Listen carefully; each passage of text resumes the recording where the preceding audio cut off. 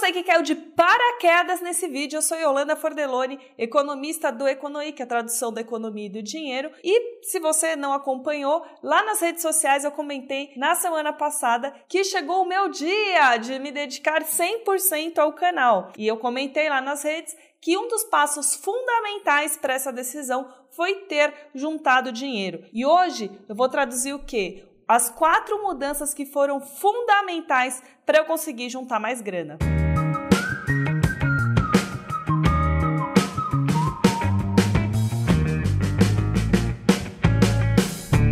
A long time ago, um dos primeiros vídeos que eu gravei aqui para o Econoí que foi sobre independência financeira.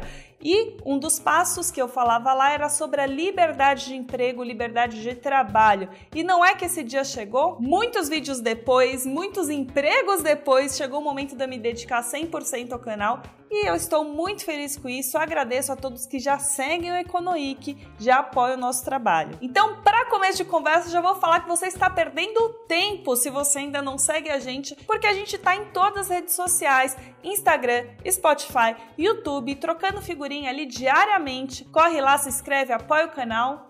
É nóis. Mas voltando, no caminho da sua independência financeira, depois que você consegue a liberdade de dívidas, ou seja, não depende mais de cheque especial, rotativo do cartão de crédito, empréstimos para fechar o seu mês e a liberdade do ciclo salarial, você não fica ali ansioso esperando cair o salário a cada 30 dias para conseguir fechar suas contas. O próximo passo é você conseguir a liberdade de emprego, ou seja, um dinheiro suficiente que te permita ficar um tempo tranquilo caso você perca o seu emprego, caso você resolva sair do seu emprego e trabalho, caso você resolva mudar de profissão, empreender, fazer uma nova faculdade, enfim. No meu caso específico, eu guardei o suficiente para ficar 7 anos com renda zero. É o que eu pretendo? Ficar 7 anos lá com renda zero, na sombra e água fresca? Não! Pretendo rentabilizar o canal aqui, já está rentabilizando, né, no caso. Mas essa grana me dá um colchão de segurança para eu ficar um tempo aí investindo nesse projeto que é o Econoic. E eu separei então 4 mudanças que foram fundamentais para eu conseguir juntar dinheiro mais rápido.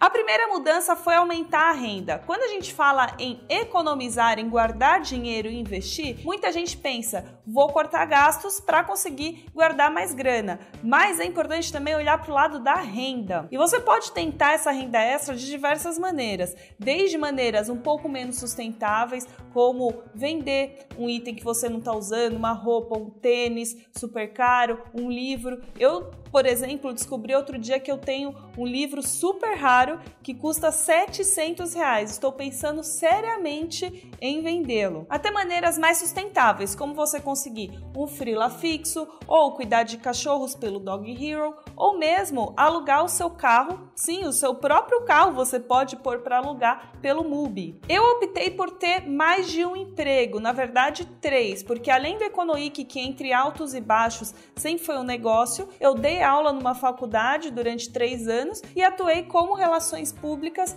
numa fintech, já que eu também sou jornalista, além de economista.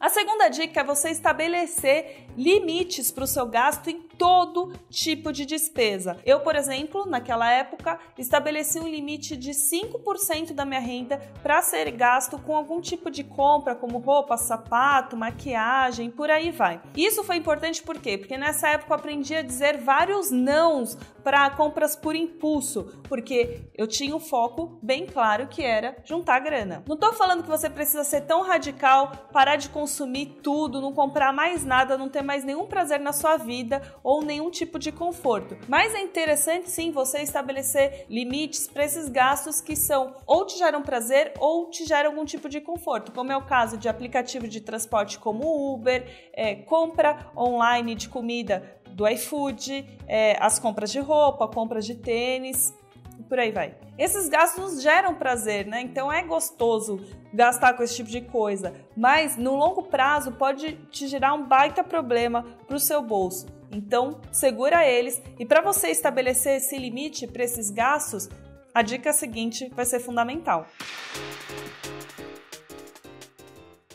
ter planilha, não tem jeito. Todo educador financeiro bate nessa tecla, mas realmente a planilha é uma ferramenta muito forte na hora de você se planejar. E a dica aqui é você usar a planilha não só como retrovisor, olhando os gastos que já foram, mas também como luneta, olhando para as despesas que estão por vir. Por isso, eu anoto na minha planilha, inclusive, os gastos que eu tô tendo com cartão de crédito, porque eu sei que no fim do mês eu vou ter que arcar com essa despesa, não tem jeito, não tem como fugir. E aí você escolhe a melhor maneira para o seu bolso. Pode ser um aplicativo de gestão financeira, pode ser um Excel. Eu particularmente gosto de usar planilhas no Google Drive, porque assim ela fica disponível ali no celular. Assim que eu tenho gasto, eu já entro, já anoto, não esqueço, não preciso ficar guardando papelzinho. E olha só, dica bônus, hein? Vou deixar o link com uma planilha limpinha lá nos comentários ou na descrição do YouTube. E aproveitando, já deixa no comentário, você gostaria de um vídeo especificamente sobre essa planilha, explicando como é que ela funciona e tudo mais?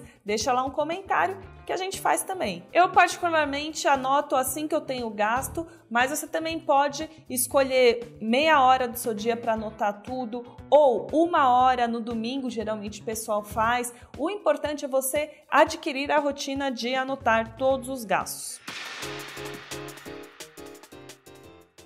Quarta dica, fazer sempre conta de multiplicação e divisão. Até que estava fácil demais, né? Mas não se preocupa porque não é nada de outro mundo, não é nada difícil. Vou explicar essas continhas, mas são apenas 2 contas que te ajudam bastante a passar a dizer não para alguns gastos. A primeira conta que eu fiz quando resolvi economizar mais era quanto eu ganhava por hora. Se você é CLT, a conta é mais fácil ainda porque as horas são tabeladas. É só pegar o dinheiro que cai na sua conta, ou seja, o seu salário líquido, e dividir por 176 caso você trabalhe 8 horas por dia. Se você é estagiário, é só pegar o seu salário líquido, de novo, o dinheiro que cai na sua conta, já tirando todos os descontos, e dividir por 132 se você trabalhar 6 horas por dia.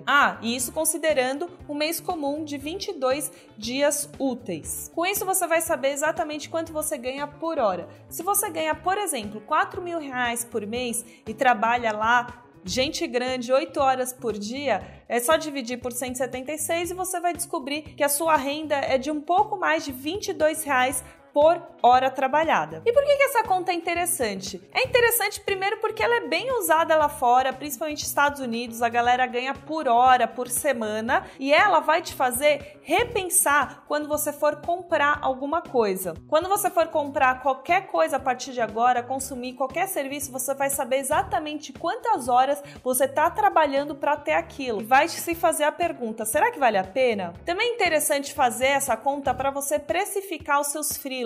Eu, por exemplo, fiz alguns freelas nesse período em que eu estava juntando grana, fazendo texto de release, dando aula particular para alguns alunos da faculdade onde eu dava aula, e aí eu precificava com base nessa continha que eu já expliquei aqui. A segunda conta que eu costumo fazer é o custo anual. Nos últimos anos explodiram os clubes de assinatura de livro, de maquiagem, de cerveja, Netflix, Spotify. Muitas vezes eu me vi tentada a assinar alguma coisa e o que eu fazia? Multiplicava por 12, porque aí você vai ver o seu custo anual. Alguma assinatura que te custa R$50 por mês, por exemplo, é um custo de R$600 ao longo de um ano. E isso me fez repensar muitos gastos. A tarifa bancária é um exemplo. Eu pagava a tarifa bancária na época e eu falei, nossa, mas por que eu tô pagando se eu nem uso todo esse serviço assim? Cortei. Outro exemplo, saídas de fim de semana. Contabilizei ali R$200, R$300 que eu gastava no mês com restaurante e ao longo de um ano isso representava bastante para o meu bolso. Isso significa que você precisa cortar tudo? Não. Às vezes a sua tarifa bancária te dá algum benefício que super vale a pena pagar lá a tarifa da conta corrente ou do cartão de crédito porque te dá milhas, te dá sei lá o quê, ou você realmente gosta de ter essa saída para restaurantes, mas você pode reduzir alguns tipos de gasto. No meu caso, eu parei de sair 2, 3 vezes por mês e passei a sair uma vez no mês para restaurante. Com isso, consegui uma bela economia. E para finalizar, eu tenho um desafio para você. Pega o papel e caneta, escolhe 1 ou 2 desses hábitos, dessas mudanças que você vai tentar colocar em prática nesses próximos 30 dias. E tenta colocar detalhes. Se você, por exemplo, buscar uma renda extra, o que você vai fazer? Você vai se inscrever em algum site ou você vai procurar um ex-chefe, alguém da sua rede de contatos para procurar algum freela? O que você vai fazer de fato para tentar essa renda extra? Uma dica, não indico você escolher as 4 mudanças ao mesmo tempo, porque vai ser uma mudança muito radical para sua vida e talvez você desanime ao longo do tempo. Começa com 1, 2, já está de bom tamanho. E claro, deixa aqui no comentário qual que foi a sua mudança para os próximos 30 dias que você escolheu. Você tem planos de conseguir empreender, ter liberdade de emprego, trocar de profissão, fazer outra faculdade? Deixa no comentário e também compartilha esse conteúdo com outras pessoas que estão querendo atingir essa liberdade, estão querendo economizar mais, porque você sabe, né? Se você compartilha conhecimento, você ajuda outras pessoas e conhecimento é sempre uma saída.